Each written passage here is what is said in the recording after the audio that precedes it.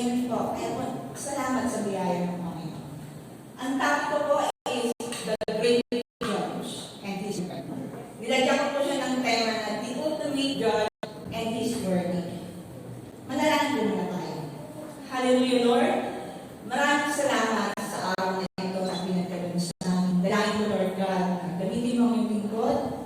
Alam mo, Panginoon, na aking kakayahan, Lord, ako po yung tao upang sa iyong likuran. Pagpalain mo yung salita, Panginoon, at dalangin ko, Diyos, na magkaroon ng pangyarihan ang iyong mga salita sa buhay ng bawat anak mo, Panginoon, na nakikinig. Purihin ka, O Diyos, na kilala sa pangalan ng Jesus. Amen. Okay po. Bibigyan ko muna ng definition. Yan. Okay, text ko muna. Yan, ang text ko ay nasa Revelation 22:12. Sabi dito, at sinabi ni Jesus, makinig kayo, darating na ako, dala ko ang gantimpalang ibibigay ko sa bawat isa ayon sa kanyang ginawa. Kinuha ko yung definition ng great. Okay po, sabi ko, great, very good, large, or important. Yung ultimate po, being the most important, highest, last, or final. Yung verdict po is a formal decision or judgment made by a court at the end of trial or a legal proceeding. Ito na po yung pag sinabing verdict, ito na yung hatol. Guilty or not guilty. Ito yung verdict. Pakita natin yung pagkakaiba ng Diyos bilang judge sa tao. Ang tao po kailangan mo ng evidence, ng witness, para po, para malaman niya, para makapagbigay po siya ng verdict. Pero po ang Panginoon, hindi, di ba? Sabi naman, God as a judge is all-knowing. All-knowing, lahat po ng omniscient, di ba po? Lahat ng omni, tinalaki ng Pastor Inka. Di ba po? Sabi po sa 1 Samuel 2:3b, walang maaaring maghambog sapagkat alam mo ang lahat ng bagay. Ikaw ang nakakalos sa lahat ng ginawa ng tao. Ano ba pwede ihambog na naman ng tao sa Panginoon? Na mabuting gawa. Kapag wala ka sa Panginoon, maruming basahan ng yun eh. Yung ministry mo ba, alam ng Panginoon kung bakit mo ginagawa yung ministry mo. Alam ng Panginoon ang laman ng vision mo. Alam ng Panginoon ang laman ng isip mo. Alam ng Panginoon ang motibo ng bawat isa. Alam ng Diyos yung past. Alam ng Diyos ang present at ang future mo. Kaya ano bang pwedeng itago sa Panginoon? He is all-knowing God. Sabi nga ni Pastora ay, ano bang pwedeng isekreto sa Panginoon? Saan ka ba pwedeng magtago sa Panginoon? Di ba? Kaya po, wala tayong pwedeng ipaghambog sa Panginoon. Dahil alam niya ang lahat ng bagay. Hindi tayo pwedeng matwiran sa Panginoon. Kasi iniisip pa lang natin alam niya rin. Kaya ano ba pwedeng ipaghambog sa Panginoon? Sa letter B po, God is a righteous. Sabi po sa text, si Yahweh ay darating na upang lahat ay hatulan at kanyang lahat panahaliin ang sakdal na karunungan. Sabi ito, God is a righteous judge. He judges morally the right. Hindi nagbabago yung standard ng Panginoon sa kasalanan. Pag kasalanan siya. Ngayon po, nakakalungkot, yung kasalanan, ginagawa ng bilang ng tao eh. Di ba po? Ginagawa, yung parehas na kasalanan, pinapakasalan, ginagawa ng legal yung bagay. Yung abortion, ginagawa na siyang legal. Pero yung standard ng Panginoon, i-judge ka ng Panginoon. Sabi natin, yung panahon ngayon. Pero yung standard ng Panginoon, hindi siya nagbabago. I-judge na tayo sa kanyang righteousness, sa kanyang katuwiran. Amen po. Sabi dito, pagsakdal na katarungan, ibig sabihin ng buong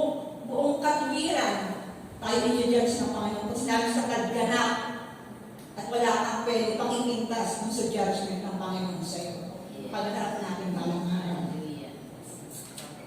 Okay, pag-inis kaya ka. Okay, sa letter C po, God is just. Sa Deuteronomy 32:4, sabi dito, si Yahweh ang iyong batong tanggulan. Mga gawa niya ay walang kapintasan. Mga pasya niya ay pawang makatarungan. Siya ang Diyos na tapat at makatwirang. Alam niyo ba kung nakikinig kayo ng midweek? Sino nakikinig ng midweek? Sayang yung nga na. Mananunod ba kayo ng midweek? Diba? Ang Panginoon po ay fair. Patas po siya.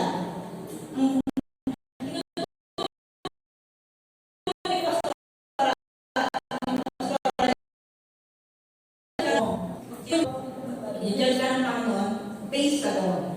E paano yung mga hindi siya sakot ng law, yung mga sinaunang tao, wala pang batasyon, paano siya i-judge? I-judge sila ng Panginoon sa konsensya. Kasi nilikha ng Panginoon ayon sa wanos niya. Nilikha tayo ng Panginoon, may espiritu ng Panginoon, kaya alam natin na mali yung tumatay kahit wala kang batas. Mali yung magnakaw, kasi may konsensya ng Panginoon, merong espiritu ng Panginoon kahit wala po tayo sa Panginoon. Dito po, i-judge ng Panginoon yung mga taong hindi sakop sa law. Paano naman yung mga Christian? Paano ba i-judge? Sa natutunan ko sa gift, hear and obey. Yung natutunan sa gift. Kung napakinggan mo salita ng Panginoon. Dapat i-obey. Hindi pwedeng nakikinig ka lang, pero hindi mo susundin. Doon tayo i-judge ng Panginoon. Kung ano yung natutunan mo, kung ano yung tinanggap mo na aral. Ng judge. Alam niyo po, sa panahon ngayon, ang dami nakakaranas ng injustice. Talagang inis ako pag nanonood ako ng ganyan eh. Diba? Pag mahirap ka, wala kang abogado. Kita niyo yun sa mga balita. Pag mayaman ka naman, napakaraming abogado. Nakulong na yaman, nakiyaman pa. Ito po, di ba? Napaka-injustice ng sistema natin na susukulan. Nakakalungkot, alam niyo po, darating ang Panginoon yung pagiging fair judge na kahit po sa ay ang tama. Nakausap ako sa nagtatrabaho sa NGI, sa bigasan na napakalaking bigasan. Sabi niya, 12 hours silang nagtatrabaho. Magkano sahod? 300. Ang bigat-bigat ng bigas. 300 pesos ang sinasahod. Lahat yun, isusulit natin sa Panginoon. Akala natin, yung panglalaman sa kapwa. Darating ang Panginoon. Diyos tayo, Panginoon, timbangan. Yung pagpapautang na sobra-sobra, nakakainis, di ba po? Alam mo, lahat yun isusulit natin sa Panginoon eh. Just feel na siya. Anong gusto niya gawin? Utusan pa si Lazaro. Papaninin mo siya. Hanggang ngayon, yung napaka-entitled niya sa sarili niya, utusan si Lazaro, nandun na sa ganong kalagayan. Di ba? Angas mo pa rin, nandun ka na sa ganong kalagayan. Aba, hindi pwede sa Panginoon niya. Uutusan mo pa si Lazaro. Samantala na nabubuhay ka. Kaya lang tayo mga nalalagay na pagkain. Lahat yun, pagsusulit natin sa Panginoon. Amen. Pagsusulit sa Hallelujah. Pagsusulit natin sa Panginoon, yung paglalaman, yung mga bagay-bagay. Kaya pag kami nakakaroon ng agrabyado ng gratas, sobrang kahirapan sa kamamahan, ito, haharap ka sa Panginoon balang araw. Pagbabayan, balang araw. Amen. Sa letter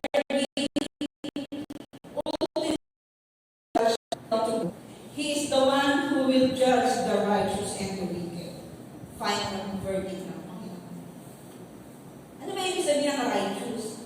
Tayo righteous, tayo bakit? Tinanggap natin ng Panginoon. Yung wicked, sila yung nag-reject. Pinakita na ng Panginoon yung kabutihan niya. Pero nireject mo pa. Ano bang hain hindi pisay? Sa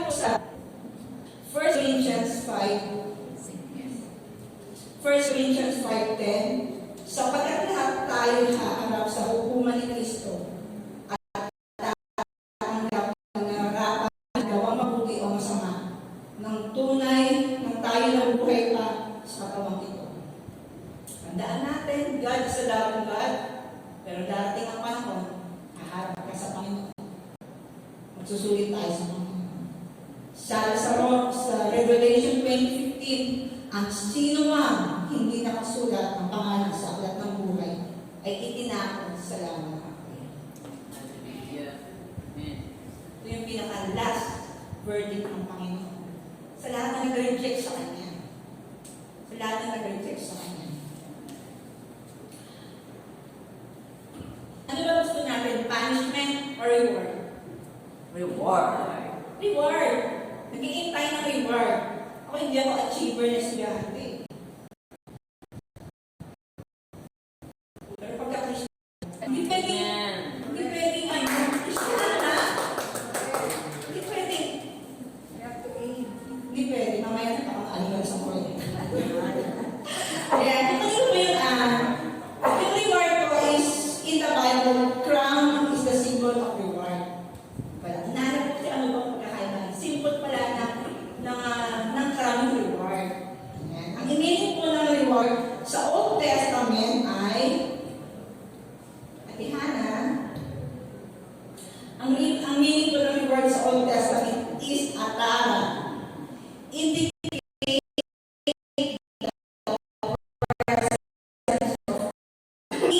Crown dahil position niya as a king. Ganun po yun. Sa Old Testament po yun. Pero po sa New Testament, in the New Testament, the image changes since the major term of crown is Stephanos. Stephanos. Greek language, and it also used to describe a reward or prize given to the winners in contest or Greek. Garland sa ulo. Yan, pinitch na ito ni Pastor Hazel eh. Pagkatapos ko na parang gladiator, yung may espada. Pagka nanalo ka, ganyan po yung ibibigay na reward sa iyo. Ganyan. Si Apostle Paul po ay meron po siyang binigyan din ng 5 heavenly crowns. Ito na po, reward na po, crowns. Yan.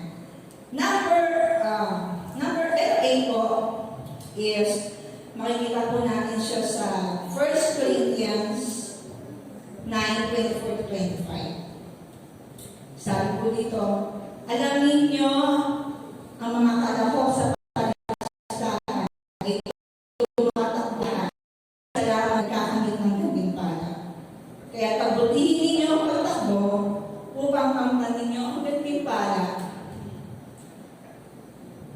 Lahat ng mga lalaro ay nagsasanay ay may disiplina at lahat ng mga bagay upang magkamit ang isang gantimpalang panagdalian lamang. Ngunit ang gantimpalang hinahangad natin ay panghabang panahon. Ako ng reward imperishable crown or incorruptible. Lahat po ng mga athlete, kagaya po ng Manny Pacquiao, ni Carlos Yulo, hindi ko basta-basta training yan. Talagang grabe disiplina, grabe yung endurance na ginagawa nila. Diba po? Ginagawa boxing, yung training pa lang nila, umaayaw na eh. Diba? Kasi hindi kaya. Kahit ng sports, lahat po ng training dyan mahirap. Wala pong sport na madali. Kaya po pag kami sa training, pag hindi mo na kaya, quit ka na. Yung mga ganun. Minsan naman, nakapasa sa training, nasa boxing. Kaya first round pa lang, knockdown na. First round, second round, knockdown na. Diba po? Ang imperishable crown, mga Kristiyano, na kahit dumaan anong pagsubok, nananatiling ka pa at naglilingkod sa Panginoon. Amen. Nananatiling ka pa at naglilingkod sa Panginoon. Hindi po madali ang buhay Kristiyano. Amen. Di ba po? Marami po tayong pinagdadaanan sa buhay natin. Ang example po natin dito si Job. Nawala ang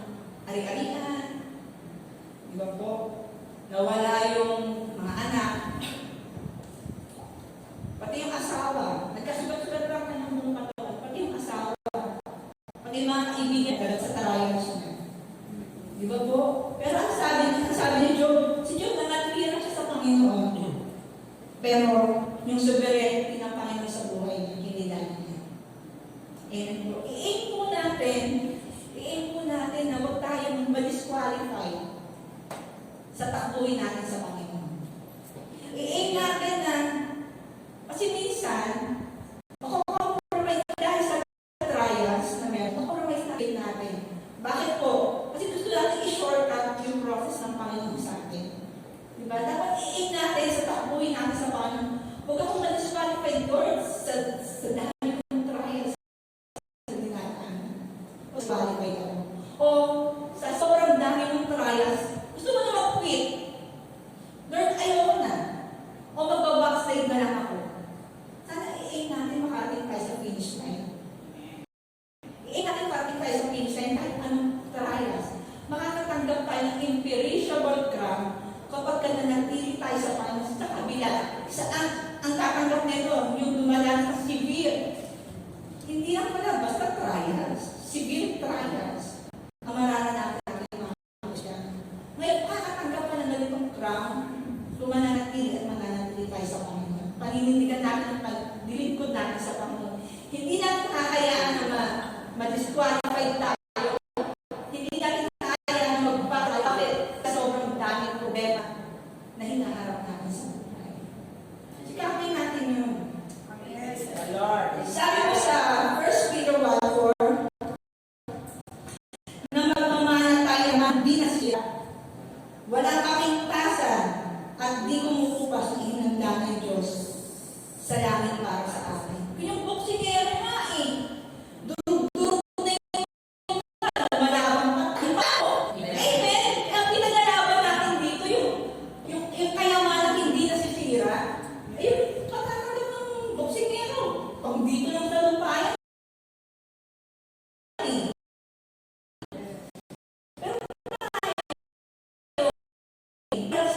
Ang walang katapusang pagsubok. Pero, isipin mo, yung inilaan sa'yo ng Panginoon, di nasisira. Amen. Hindi kukupas. Bakit yung boksingero? Gusto siya makating sa 12 rounds. Kahit matalo manalo siya. Kasi karangalan na yun eh. Karangalan na yun eh. Kaya pag dumating sa finish line ng Panginoon, karangalan natin yun. Amen! Karangalan natin yun. Achiever ka sa school, parang magkameda. Tama po? Achiever ka sa work, parang mag-promote. Achiever dapat tayo ng Christian. Amen. Letter B po, crown of rejoicing. Sabi ko sa 1 Thessalonians 2:19-20.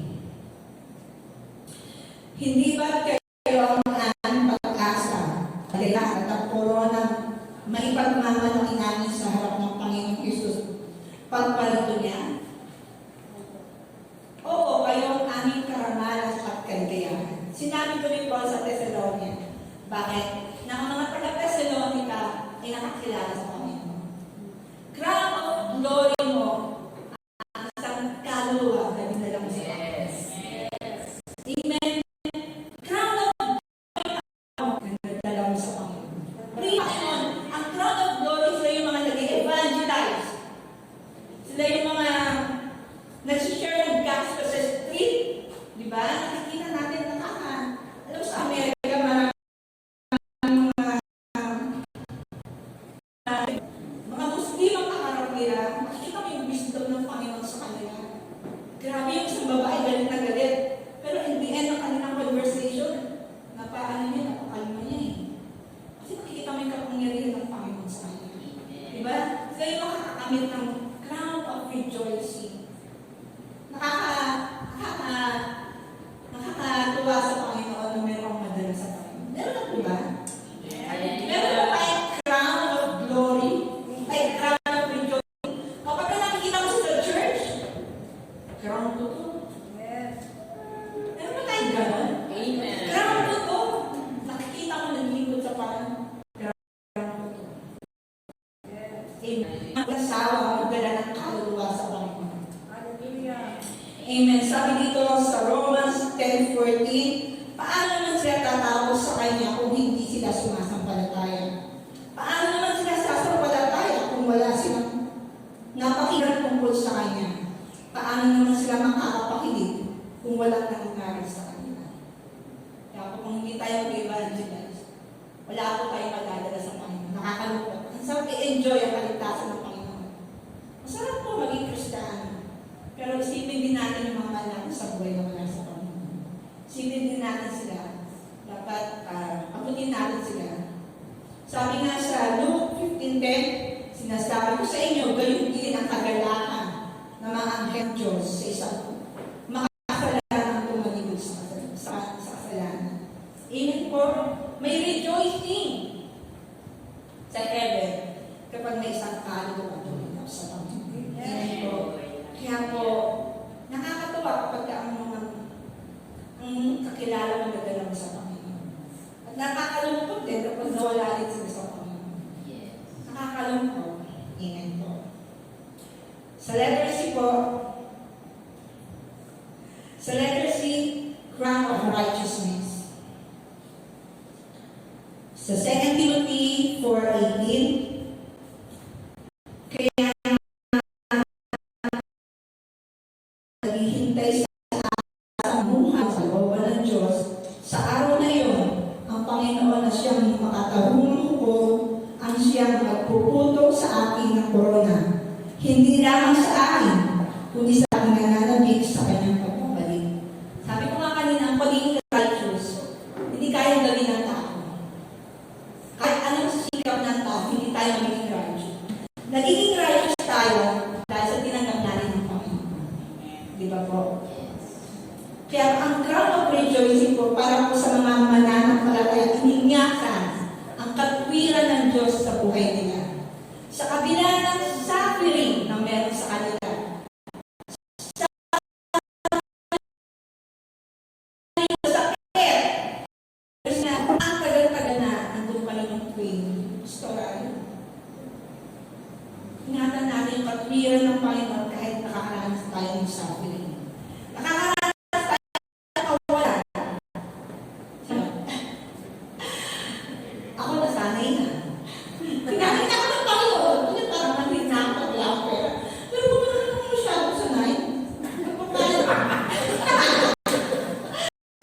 salamat sa biyaya ng Panginoon. Pag nangingi ka, hindi ko kasi grabe yung mangingi kay Lord ng Lord, gusto.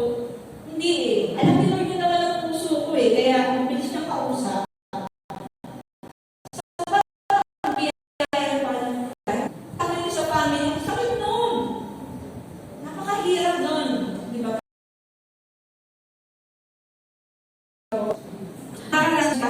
Sa ministry, na kahit anong effort ako ng suta. Ito po mga pastor, mga accountability, parang kahit anong effort mo sa Panginoon, parang wala. Minsan yung passion sa paglilingkod sa Panginoon, parang hindi ako naiintindihan. Yung passion ko sa worship, parang hindi ako naiintindihan. Pero nakakaranas tayo ng discouragement. Ang importante doon, ingatan natin yung katwiran ng Panginoon sa atin. Kahit na isang persecution sa ating family dahil sa pananampalataya natin. Hindi tayo naiintindihan ang magulang natin. Hindi tayo naiintindihan ang trabaho natin. Kaya nape-persecute ka dahil sa pananampalataya mo. Pero dapat ingatan natin ang katwiran ng Diyos sa buhay ng bawat isa sa atin. Hindi ibig sabihin, pagka nagalit ka, wala na. Galit na ako eh. Nakapasalita na ako hindi maganda. Ano yung katwiran na sigot sa'yo? Ang sigot kami sa'yo eh. Baka makubad. Ingatan natin yun. Ganun yung palalakad natin sa buhay pa ng palatay natin sa Panginoon eh. Ingatan mo yung katwiran. Anak ako ng Diyos eh. Yung katwiran na yun, anak ako ng Panginoon eh. Anak ako ng Diyos. Pangalan ni Kristo na nakapit sa'yo. Hindi basta-basta pag nagalit ka. Sa sasakyan at sa kalsada lang eh, di ba? Nawala na kagad ang katwiran ng Diyos sa atin. Ingatan po natin. Amen. Sa letter D po, crown of glory. Sa 1 Peter 5:4. At pagparito ng punong pastor ay tatanggap kayo ng maluwalhating korona na di kukupas kailanman. Ang crown of glory po ay para sa mga pastor natin.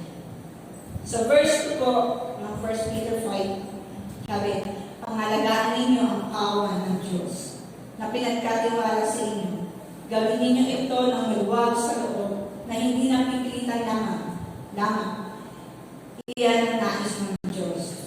Gampanan ninyo ang inyong tutupunin sa bayaran lugi dahil sa makapaglingkod kayo. Amen. Ang crown of glory para sa mga pastor natin. Sa mga nagsishepherd sa atin. Sa yung unconditional love. Sipin natin, di ba? Ako, 3 lang yung anak ko. Sumasakit yung ulo ko. Ang mga pastor natin, ilang po ba tayo? May tubang mabait, madaling masunurin. May tubang matigas ang ulo, pagkakalaan ng pastor. Yan po ba? Unselfish love, na kahit nagpapahinga na, pag may tumawag ng miyembro, paglalaanan tayo ng panahon. Salamat sa mga pastor. Crown of glory po para sa inyo. Pinapakain tayo dyan. Pinapakain tayo spiritual. Amen ba? Amen. Amen! Nararanasan natin yun. Pinagpipray. Pinagpipray ka para magtagumpay ka sa kasalanan. Hindi mo lang alam. Pinagpipray ka para magtagumpay ka sa problema mo. Pinagpipray ka para matag ka. Ito po yung ginagawa ng mga pastor sa atin. Salamat po sa buhay nila. Sila din po yung nagsasaway. Mali ka. Nagre-review. Tanggapin po natin yun. Ako, okay lang sa akin na i-review ko ako eh. Kasi hindi ko alam na mali ako. Paglikod ng mga salita sa akin. Yung pagkilala ko sa kanila, inamikod ng Panginoon. Pag sinaway ako, masakit lahat ako lang sinasaway ko sa asaktan eh. Malabang hindi. Pero pagkapastor ka, pag sinakinig ka, hindi yan magsasaway. Salita ng Diyos yan. Galing na sa Panginoon. Pakinggan namin sila. Amen po. Alam mo po, yung mga pastor natin, meron din silang kanya-kanyang problema. May kanya-kanyang sabi, hindi mo gusto lang. Akala yung pastor ng baka ako eh, ang gala ng gala. Sabi ko,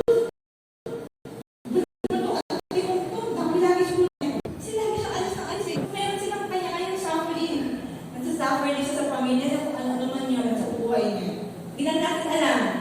Pero gusto din na mag-give up. Pero dahil ang Panginoon yung nangyayari.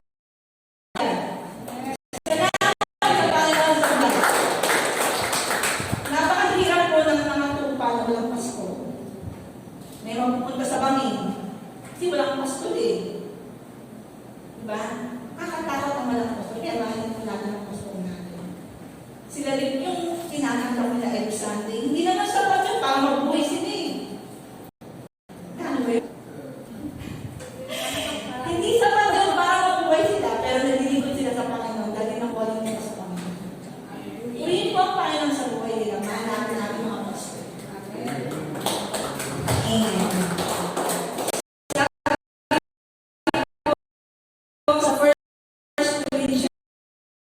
Magpakatatag kayo at huwag matingnan. Maging masipag kayo palagi sa paglingkod sa Panginoon dahil alam ninyo hindi masasayang ninyong tapakan. Yung labor natin is not in vain. Salamat sa Panginoon. Kahit na napapagod na mga pastor natin, lahat ng paglingkod natin sa Panginoon, hindi yung mababalit na sa Kanya. Purihin po ang Panginoon. Sa letter E, crown of life. Huwag kang matakot sa mga pag-uusig na malapit mo ng galasin. Makinig ka. Ipapabilang mo ka ng Diablo ng ilang sa inyo bilang pagsubok. Magdurusa kayo na sa loob ng 10 araw, manatili kang tapat hanggang kamatayan at gagaling palaan kita ng bola ng Crown of life is given to believers who endure trials and persecution for the sake of Jesus. Ito po yung mga martyr Christian. Ito po yung buhay. Alam niyo po, yung mga disciple, binasa ko yung paano sila namatay. Bagamat may mga nagtatalo kung paano sila namatay. Pero hindi mo pa karaniwan kung paano mo namatay ang mga disciple ng Panginoon. Sabi nga po ba, sa pagsunod sa Panginoon. Si Philip po, tsaka si Bartolome, 3 days na po silang nakahang, pati warik. Nag-preach pa rin. Sabi ko nga, kaya ko ba yung Lord? Ask ko, Lord, 3 araw na siya nakahang, nag-preach pa rin. Grabe. Sabi ko, kakaiba yung kamalay. Pag binasa niyo po, di ba po si Andrew pa-ex siya. Pa-ex siya lang pinako. Kaya po, kung pag-aaral, basahin niyo po, i-encourage ko kayo para ma-challenge yung pananampalataya namin. Nakikita natin kasi ang dami ng problema. Grabe na talaga ito, Lord, yung problema ko. Pero tignan niyo po kung paano naman tayo 12 disciples. Mas-challenge ka sa buhay mo, ay wala ka, mahihiya tayo. Nakahanap, for 3 days, para makakilala yung mga taong nagpa-persecute sa kanila. Grabe yung passion nila sa pagsunod sa Panginoon. After ng death ng Panginoon, yung mga Christian, di ba po, pinapakain sa liyot. Lord, yung anak ko kainin ng liyot, pero naririnig mo, nag-worship sa Panginoon. Grabe na,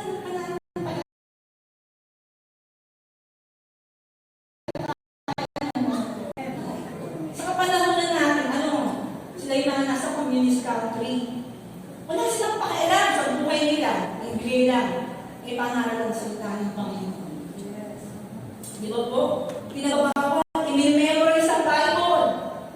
Kasi kailangan bawal ang Bible sa atin, umatin ng church, magbasa ng Bible, manalangin, optional. Kailangan ba? Optional. Mag-church pa ako ngayon? Kamulan optional. Sa kanila hindi Hindi ganoon. Talagang ikaw crown of life. Pag-umulan, pag naaban natin yung pananampalataya natin sa Panginoon. Crown of life. Siyempre, magkakasalit ka, Lord, crown of life. Paglaban naman natin pananampalataya sa Panginoon. At pananampalataya ng buhay para sa Panginoon. Worth it yun. Worth it yun, Panginoon. Amen po. Sabi po dito sa Matthew 5:10, pinagpala ang mga inuusig dahil sa Diyos sapagkat kabilang sila sa kanilang anak. Pagpili ng Panginoon sa mga taong nagbuwis ng buhay, nagbe-benefit tayo ngayon sa kanila. Kundi dahil sa kanila, wala tayo ngayon. Hindi natin alam ang salita ng Panginoon. Purihin po ang Panginoon. Alam niyo po, hindi lang po ngayon ito pinreach Natatandaan niyo po ba? Nag-preach na si Pastor Infran, Pastor Aing, sa mga crown, 5 heavenly crowns. Pastor Hazel. Kung nararamdaman niyo po, nag-preach na. Nang ako nakaupo dyan, sabi ko sa sarili ko,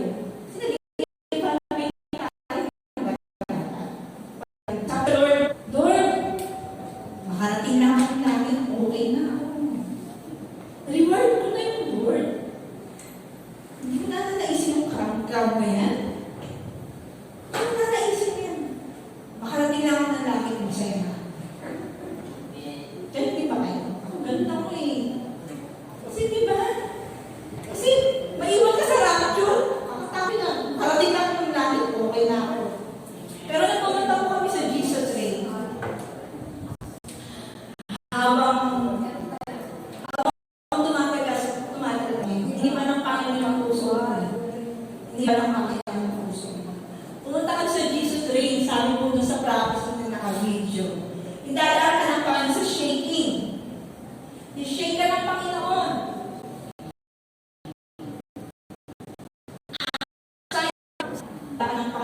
revelation sa buhay mo. Para ano? Para mag-purify ka. Para mag-mold ka. Ganun ang gusto ng Panginoon. Kaya pala tayo pinapadaan ng Panginoon. Para po sa aking conclusion. Yes, sa Santiago 1, 2-4. Mga kapatid, magalak kayo kapag kayo dumaranas ng iba't ibang uri ng pagsubok. Dapat ninyong malaman na maging matatag ang inyong pananampalataya sa pamamagitan ng pagsubok. At dapat kayong magpakatatag na paso upang kayo maging ganap at walang pagkukulang. Pinapadaan tayo ng Panginoon sa mga pagsubok para maging ganap tayo. Ayaw ng Panginoon ng Kristiyano complacent. Kontento na. Sakto na ako, Lord. Christian naman ako. Kaya tayo pinapadaan ng ganito ng Panginoon ng mga Torres. Gusto niya maging ganap tayo.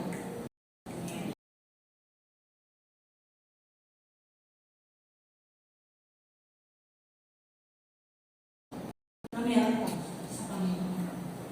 Purihin ng Panginoon sa mga pagsubok na meron sa akin. Ayaw ng Lord. Ako, sabi ko nga dito kanina, parating ng langit. Napaka-complacent. Kristiyano complacent. Kristiyano contento lang. Ayaw ng Lord ng Lord.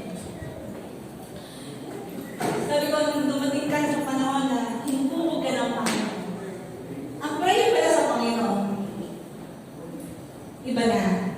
Sabi ko, Lord, pag kinuha mo ako, namatay ako, umarapture ako, Lord, ito ang gusto kong sabihin sa'yo. Ang 2 Timothy 4:7. I have fought a good fight. I have kept the faith.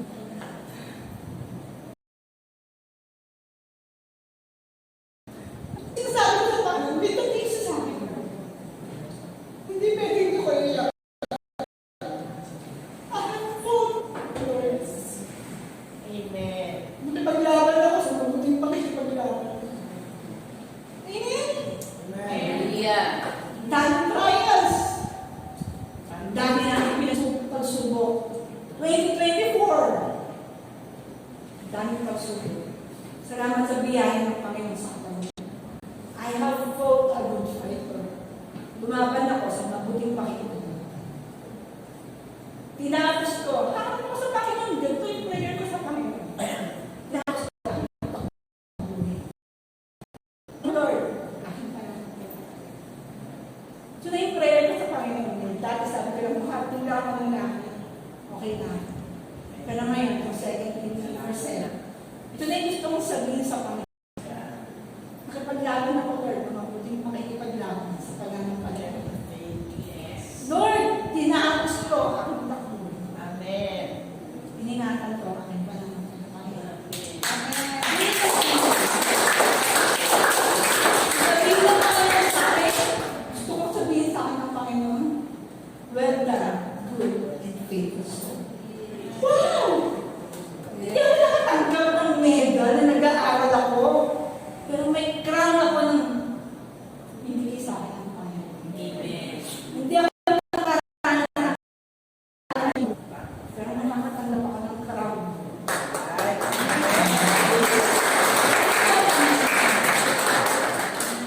Ngayon po, 2025 ilang araw na lang nasa-celebrate. May tayo manalangin sa Panginoon. Lord, samahan mo ako sa ipalibadong tao. Sa panahon, Lord, na hindi ko kaya umakbang. Panahon, hindi ko kaya lumaban.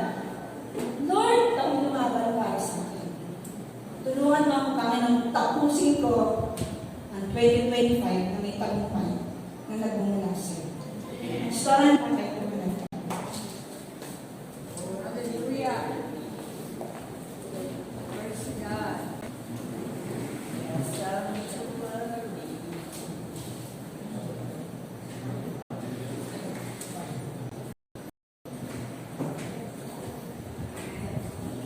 Inanyahan ko po ang ating Panginoon.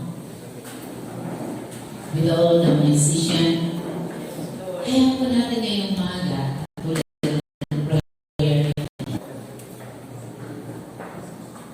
Dawin po natin po yun.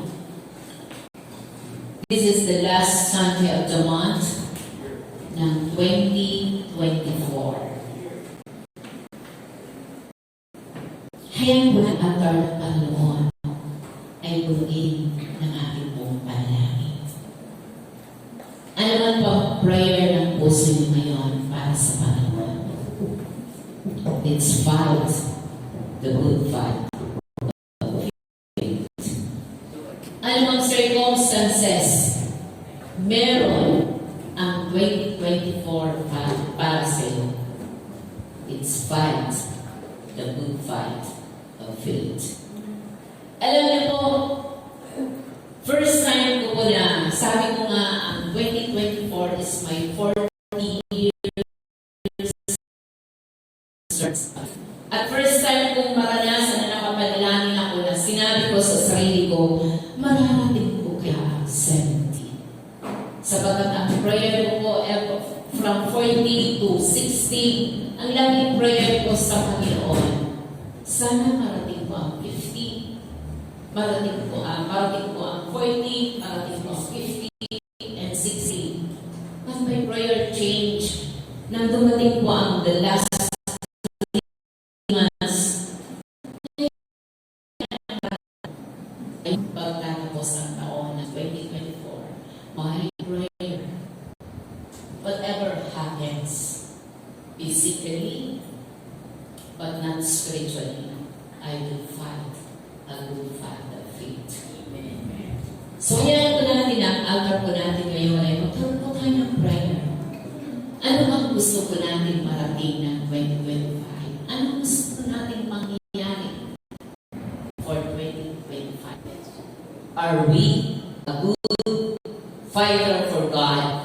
Actually, sa dami ng sinabi ni Heidi kanina, may isang word na rema in my heart.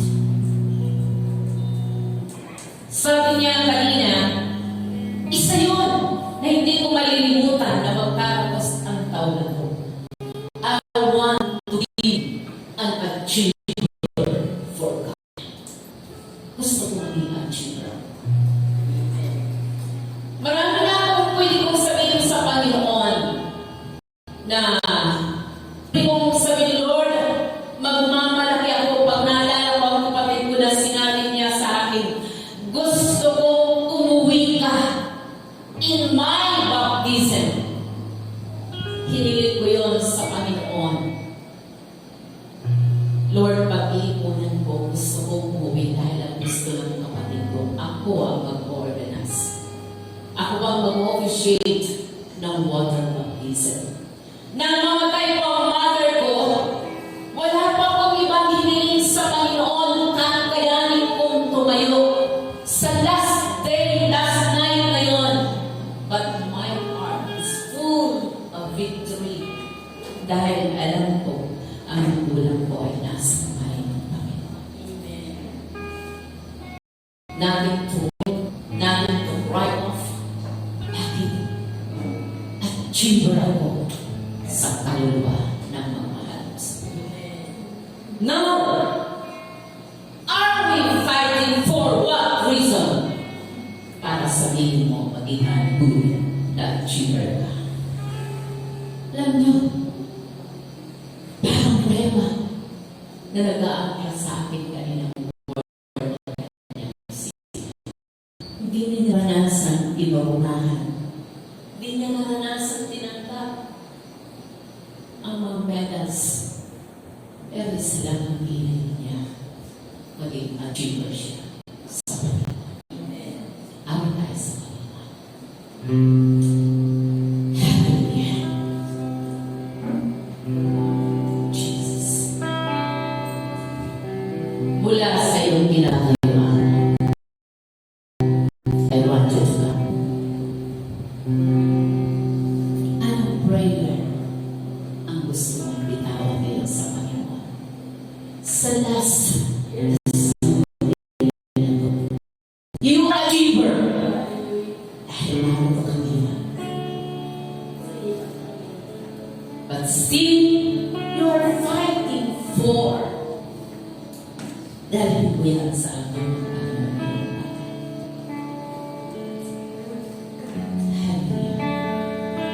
Any songs?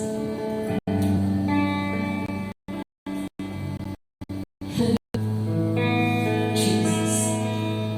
O Diyos, sa kabutihan mo, Church, ako'y nariyan mo na pinapakar ng kaluluwa, punong inis ng luha at makikipaglaban. To become an achiever for God. Hallelujah. Jesus.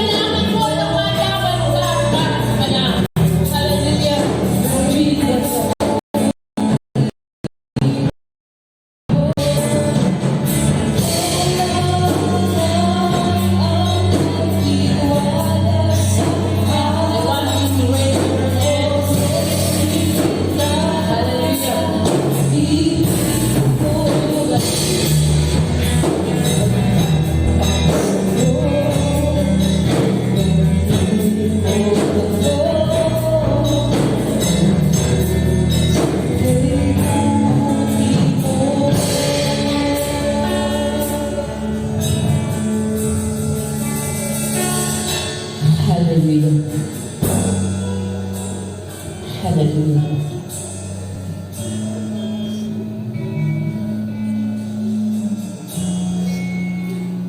Hallelujah. Hayaan mo ngayon. Wala sa iyong pusong manalangin na sa Panginoon. Ilaban mo kung anong pinilalaban mo ngayon sa Panginoon. Hallelujah. Jesus. Hallelujah, Lord. Hallelujah. Hallelujah. Hallelujah.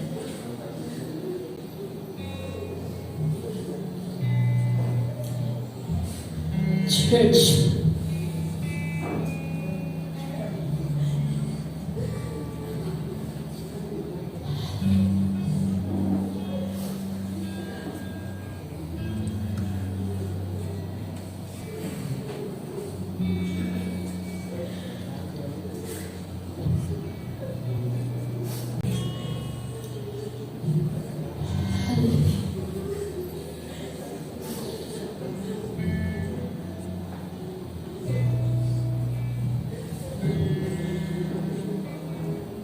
Hallelujah, Lord.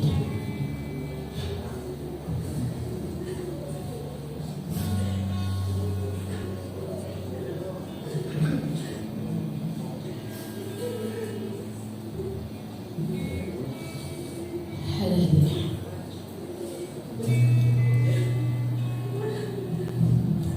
Panginoon, maraming salamat. Sa isang prayer of faith na mayroon, Panginoon, ang bawat isa na narito. Hayaan mo na ang panalangin ng iyong anak mula sa puso, sa spirit. Lord, tulad ng isang salita na yon, umaalngaw-ngaw sa puso mo, sa spirit mo. Help us, Lord, to become an achiever para sa iyo.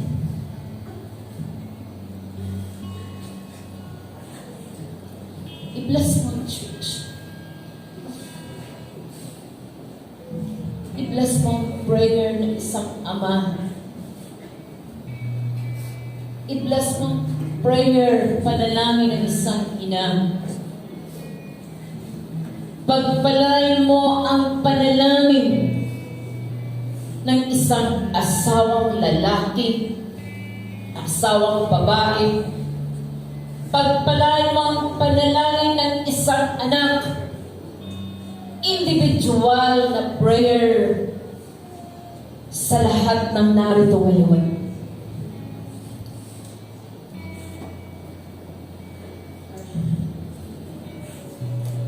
Help us, Lord, to fight for the right cause and for the right cause. Dalangin ko, Panginoon, ngayong umagang ito. Hindi ko alam kung anong pinaglalaban bawat isa sa amin. Ano man, Panginoon, ang bawat patak ng luha ng iyong mga anak na dapat. Pasumpungan mo, Panginoon, sa mga sandali ito ang tagumpay ng kanyang pakikipaglaban. Dalangin ko, Panginoon, ang iyong walang hanggang biyaya at kalakasan. Sapagkat ikaw ang Diyos, isang hukom na tapat, mapagbiyaya, magmahal, mapagkalinga, mapagpatawad. Kaya dalangin ko, Lord, sa umagang ito, lay your hands sa lahat ng narito. Hawakan mo ang aming mga kamay, hawakan mo ang aming puso, ang aming isip, ang aming mga daan na tinatahak. Hawakan mo kami na huwag kaming mapahiwalay sa anumang bagay na magpapasakit sa susunod. Sanctify our days sa mga susunod na panahon. Hayaan mo, Panginoon, na manatili kami na magmamahal sa iyo. Manatili kami, Panginoon, hawak mo ang bawat hambang ng iyong mga anak. Lord, maraming salamat. Salamat sa isang blessing ng iyong mga salita na paghahawakan ng bawat isa sa amin. Salamat sa iyong katapatan. Salamat sa iyong pagmamahal. Salamat sa iyong pagpapaalaala ng lahat ng aming ginagawa. Hindi lang, Lord, maging na achiever kami, Panginoon, sa mundo ito, kundi maging great na achiever kami para sa iyo. Salamat, Lord, sa napakayamang salita na magpapalakas ng aming pananampalataya sa iyo. Purihin ka, walhatiin ka. Hiniling ko, Lord God, ang iyong blessing, ang iyong anointing, ang iyong favor sa pagtatapos ng taon na to. Panginoon, hawakan mo ang bawat family that we're representing right now for your glory and honor. purihin ka, lumalating ka. Hiniling po ang lahat ng ito kay Kristo Jesus na aming Panginoon. Amen. To God.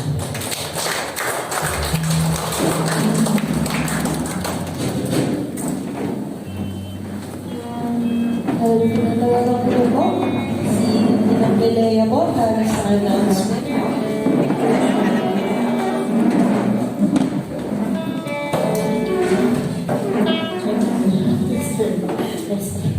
Sige po, tayo po dumako sa ating announcement.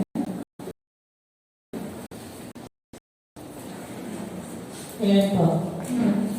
Patuloy pa rin po namin kayo i-invite sa ating music service every Wednesday at 6 p.m. via Zoom live at execution page. Ang naghahan po is under Buko is one. Here po. So, every Friday naman po ang ating meeting at 6 p.m. via Zoom pa rin po sa Christian page pa rin po. At ang ating topic for the next year,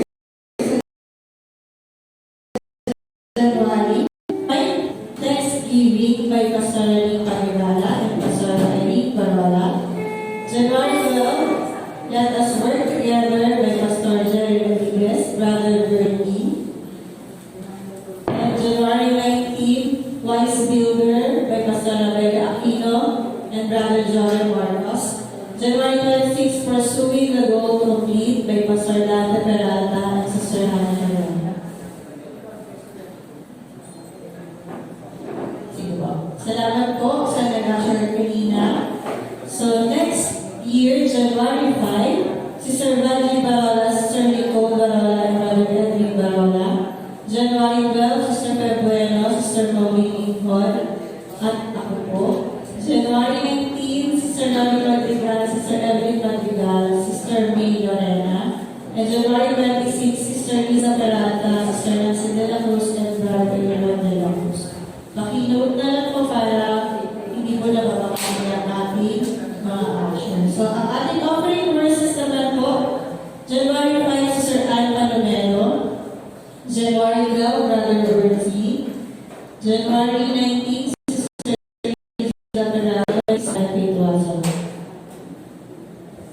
yan po ang ating prayer for the sick every first Sunday of the month. So, next month po, so, patuloy ko lang yung pag-prayer mga may kahanggapan. Gawin po ang ating face-to-face prayer meeting every last Friday of the month, 4 to 5 p.m. yan, dito rin po sa Nazaret Church. So, ayan po. Sa next Sunday po, sa darating na January 5, ang ating po Sunday service is will be held in the afternoon. So, ibig sabihin po, hapon po, wala tayong service na morning. Ang start po is 5 o'clock p.m. May nagdagdag na kasi.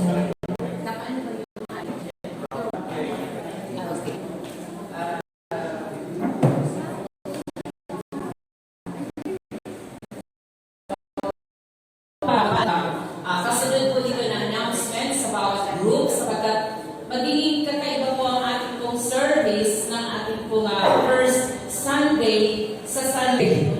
Yung ating pong service is 5 o'clock. Ito po yung Thanksgiving Day. So para magkaroon po ng konting idea, ito po yung pasasalamat, araw ng pasasalamat ng buong pamilya. So ang bawat family, magre-represent po tayo sa isang family. It's either ama or ina ng tahanan ang magre-represent para magbigay ng patuto sa buong taon kung ano ang ginawa ng Panginoon. Ito po tinatawag, dati ang tawag po namin dito is candlelight ceremony. So ang isang ina ang mahawak po ng candle at ang buong pamilya po niyang kasama. So bahagi po yun ng ating pong pagpapasalamat.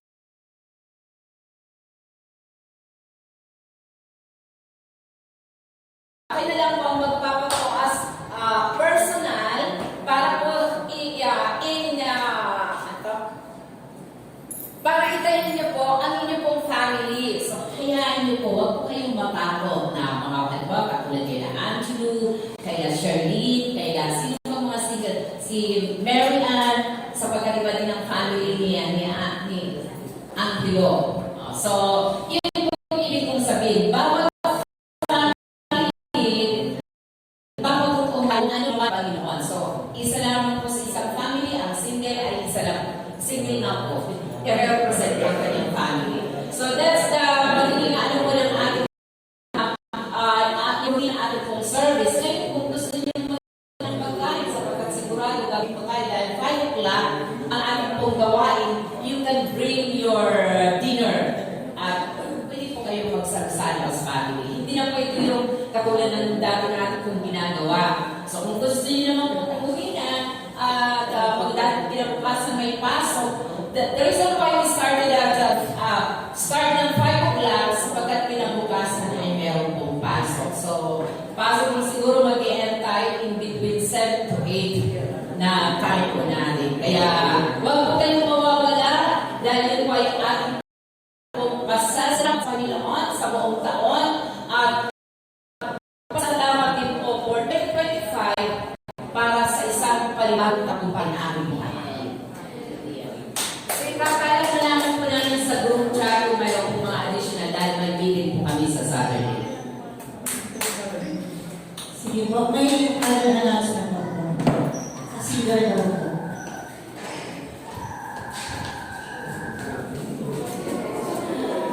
Reminder ko lang po dapat reminder ko na lang po dun sa mga cedars. Kumpitohin na po natin yung mga ating mga kidos. Ito na January, malinis ang pagkain natin. Wala. Okay?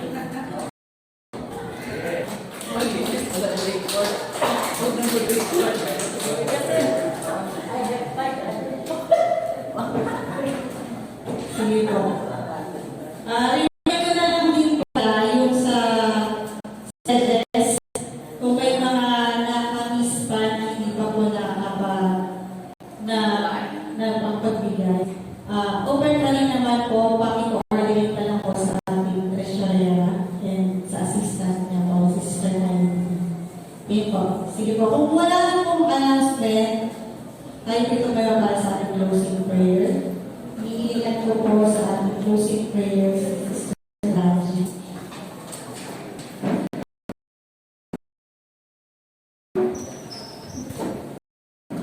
Pray. Let's bow our heads and close our eyes. Hallelujah. Father in heaven, purihin po kayo, Panginoon, nahilain sa Panginoon natin. Salamat that you are the King of Kings and Lord of Lords. Maraming salamat, Lord, dahil you are not faithful, you are still faithful to us, O God. Maraming salamat, Panginoon, sa aming mga mensahe na narinig namin ngayong araw nito. Maraming po, God, that we are here, Lord, hearing your words. Dalangin po namin pagpapala nyo sa aming pag-iingat. Dalangin din po namin yung mga wala dito, Lord, na kayo din po mag-iingat sa kanila. Yes.